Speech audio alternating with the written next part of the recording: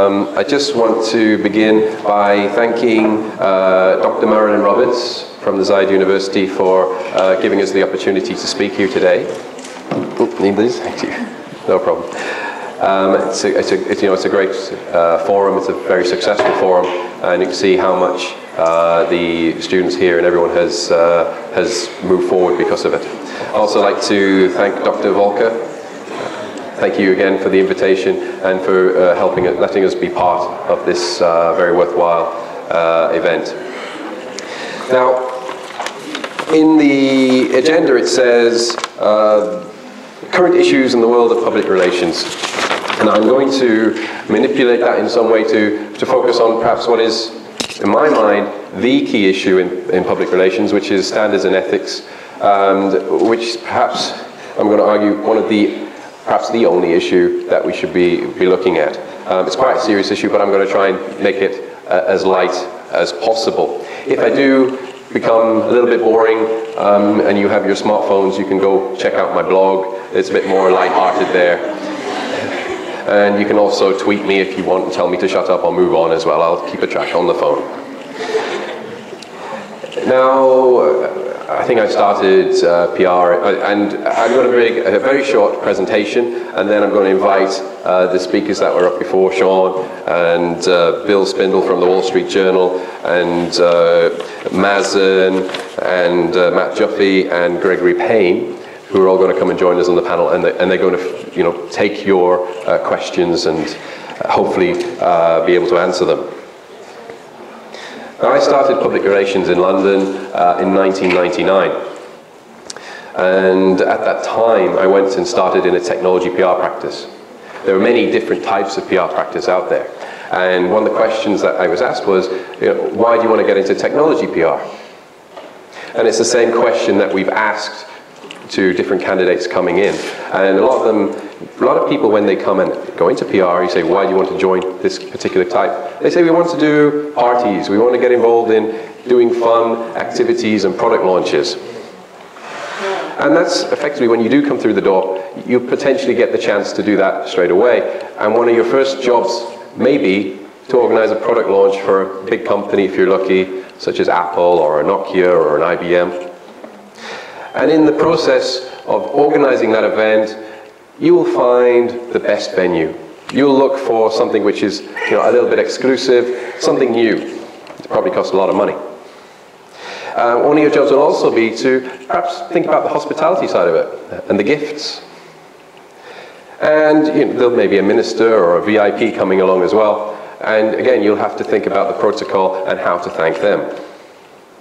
It's possible at the end in the press table, you'll give out a sample product, mobile phone or laptop. And for the VIP, you might give them a very expensive piece of crystal, a watch, or some other memento. In doing so, you'll have effectively bribed a whole lot of journalists and encouraged the minister to actually make a disclosure on the receipt of some kind of gift, breaking various codes of conduct in different fields. And that's just at the beginning of day one of your start. I've worked for different PR agencies around the world. I've worked for Lewis in London. I've worked for Harvard, which is part of the Chime Group. I've worked for MSNL Worldwide here, Weber Shandwick Middle East, and Asda Burson Marstella. And I did an advertising and marketing strategy course back in the UK. In all of those courses, no one talked about ethics. No one talked about standards of conduct. It was expected that you would operate as per the law and then compete. And I'm going to explain some of the learnings that I've had, which perhaps will help you. As you grow older and you grow into your career and you go beyond the press launches, you'll start doing things like litigation communications. You'll start doing investor relations. You'll start doing public affairs, and we've spent before, and perhaps a nasty word, which is lobbying. You'll do multinational campaigns, and you'll do reputation management. And the ethical dilemmas that you will face will grow very, very rapidly as you progress. And then you're going to have to answer the question of how do you balance the needs of your client or your employer versus the public interest. And this is something which you're going to face as you go through your careers. So, let's start with something positive. We go back over 2,000 years. It's funny that the Greeks, they were teaching ethics at such an early stage, and one of the key things that's one of the key lessons that Plato taught was that good people do not need laws to tell them to act responsibly, while bad people will find a way around the laws all the time. And we're all good people, and we all operate in a certain way. But there are people out there that don't, and it's clear. You see the scandals all around you. And if we're all to be held accountable and stand up for a code of conduct, it's very important that it's universal, that it's accepted by everybody. And in order to do that, every stakeholder has to ensure and stand for the highest possible standards. Clients must demand from their agencies, employers from their staff, and citizens from their governments and from the companies that they work with. Everyone has a responsibility to ensure the ethical performance of their economy. And I think some of the comments that Sean was making earlier is a sign that perhaps, he said it specifically, the moral culture that we have has fallen down. And that's not the responsibility of the banks, it's not the responsibility of the government, it's the responsibility of you, me, and everybody. Oh, a bit more academic, a bit more theory. We are in a university, so I'm going to take a little bit of a detour. It's very important to understand the pressures that you're going to face, especially if you're going to a multinational environment. There's certain ethics and attitudes that you have internally that you know is good, and you will operate under those particular virtues. But at the same time, when you come to operate, you're going to be facing a culture, an environment, and that culture is going to challenge you, and you're going to have to determine, can I operate under my own personal ethics in the same environment that I currently stand in. And there are countless examples of this. A couple of weeks ago, the New York Times were talking about China. You can pay for coverage in China. You pay for positive clippings. I was meeting someone the other day from Egypt. If they send a negative article in Egypt, what they do? We cut their advertising budget. Thank you very much. So what do you do? That might strike a chord for if you're in America or in the UK or from another part of the world. You might say, look, this is wrong. But even the PRSA, Peer Protection Society of America, they're saying, look, if you do too much strongly against it, you'll be talking in the wind. You have to get in, and you have to compete, and you have to change from within. You have to discuss. So, I think this goes again into what Sean was talking before.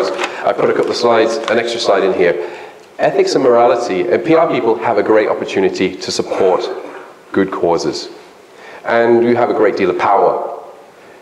We've talked about Facebook a little bit, talked about Twitter. If you can imagine how many people you can actually influence on your own without an advertising agency, without a media budget, without a great deal. I have my video camera here, I have my Twitter phone here. On my own, I can talk to the world. I have a great deal of power and a power to do good. You all have the power to do good.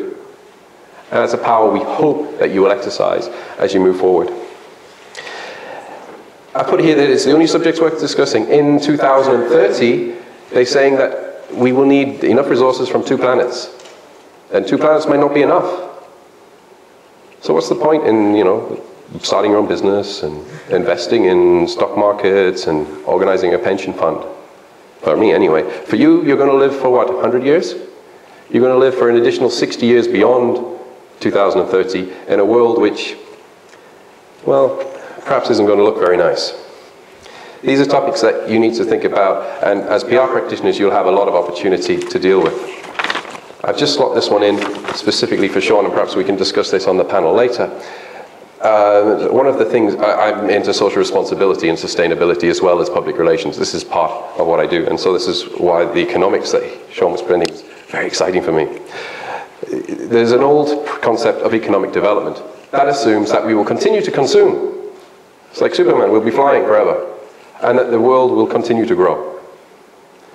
The reality is that cannot happen. And at some point, there has to be a balancing off and a leveraging off. And so there needs to be a movement from economic development of growth to sustainable development.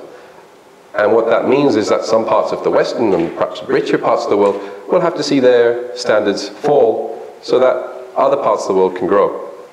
A fairer distribution of resources. It might be an exaggeration, but I was talking at a social responsibility conference and we were meeting the other day. They said that if everyone gets a car in China, it's game over. Forget it, you know. If everyone in China has a car, forget, you know, you can do nothing more. And that is a challenge that we face moving forward.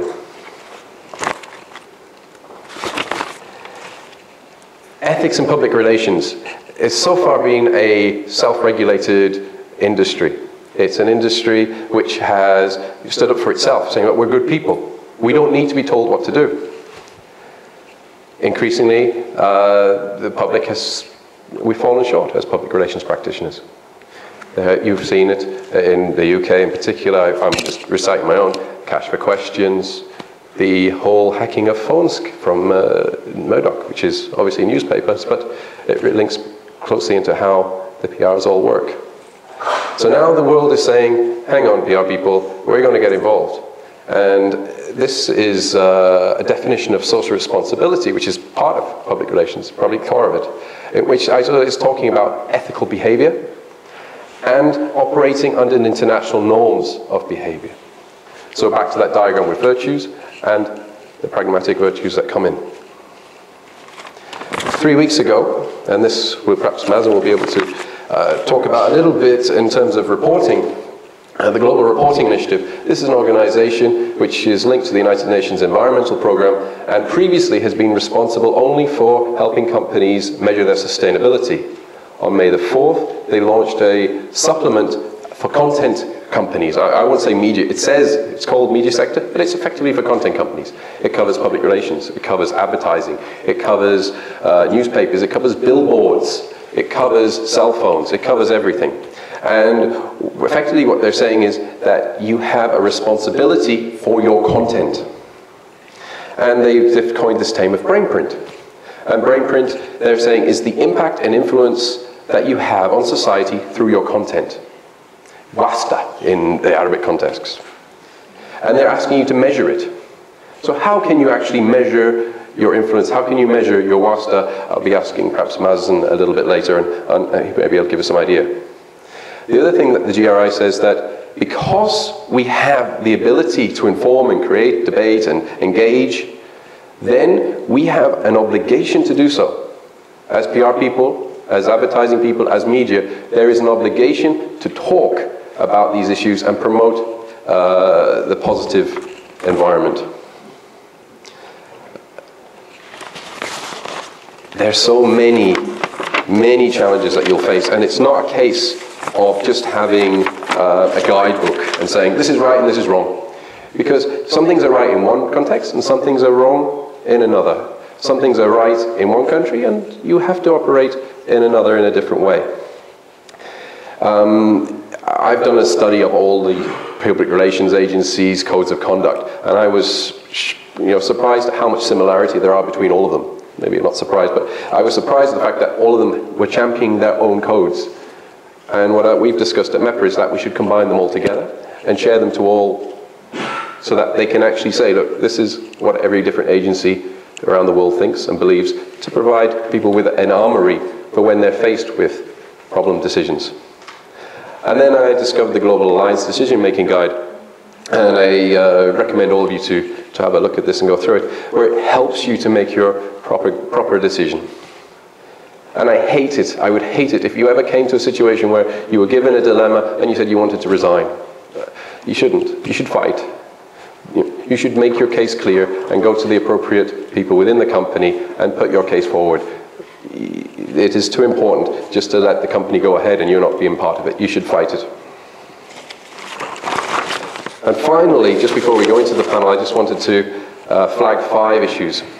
The first one, public affairs. We've just gone through the Arab Spring. We have fledgling democracies growing across the region. You're going to find companies talking to governments, and you're going to find companies talking to governments and engaging in deals. In the UK, people don't trust PR because of lying or spin anymore. They distrust PR because the relationship between companies and government has got too cozy, and it's become too hidden. It seems to be that we've crossed the line. we've prevented the democratic process from happening.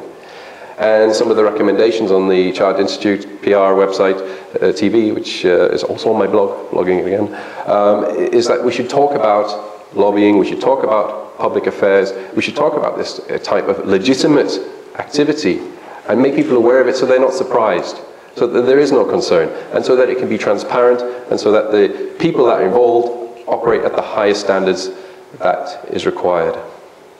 Second point here, social media. Social media is having a couple of effects. One, we're seeing that normal journalists are losing their power. People are more interested in gossip, they're more interested in finding things on Facebook, which may not be true. They're more interested in the hype.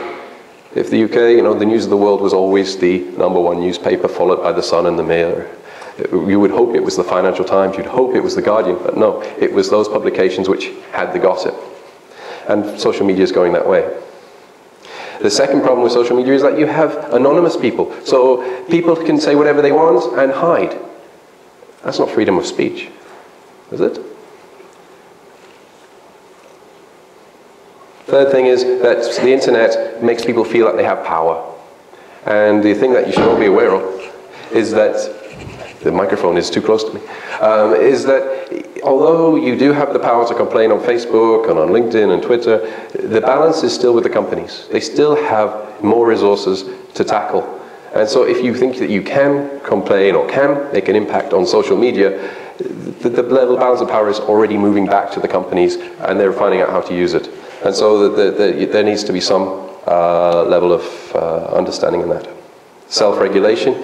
I'm a keen proponent of this GRI standard media sector. I think that it's fantastic, and I think everyone should be following it. If we don't, the public has already said, look, we're tired of this. We're tired of these scandals. We're tired of what you're doing. We want you to stand up to the ideals and prove it.